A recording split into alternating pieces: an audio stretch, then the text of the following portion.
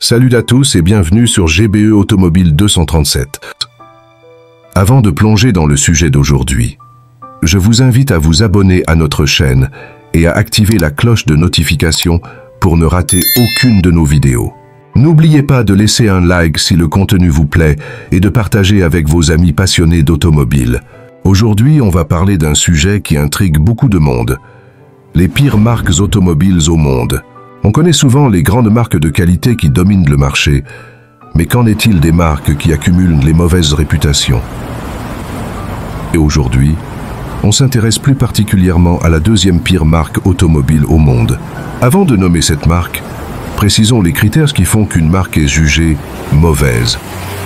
La fiabilité de ses modèles, les défauts récurrents, le service client et bien sûr, les avis des conducteurs eux-mêmes. La marque dont nous parlons aujourd'hui a réussi à se faire remarquer pour de mauvaises raisons. Fondée avec de grandes ambitions, elle a malheureusement échoué à satisfaire les attentes des utilisateurs. Plusieurs de ses modèles sont devenus célèbres pour leurs pannes fréquentes, leurs composants de mauvaise qualité et des services après-vente souvent décriés. De nombreux clients se plaignent d'un manque de durabilité et de réparations coûteuses dès les premières années d'utilisation. Prenons un exemple.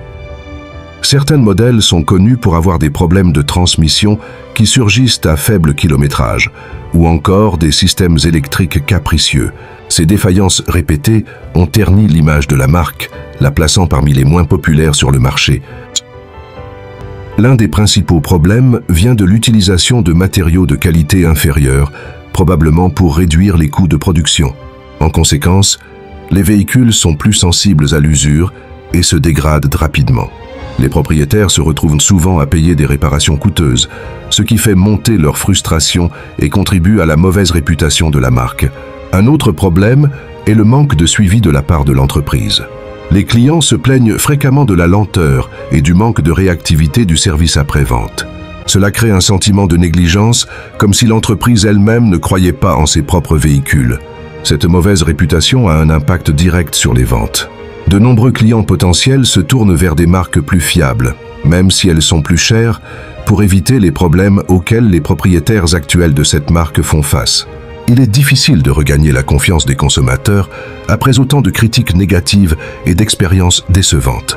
En conclusion, cette marque est devenue tristement célèbre pour ses défauts et son manque de fiabilité, et elle occupe donc la deuxième place des pires marques automobiles au monde.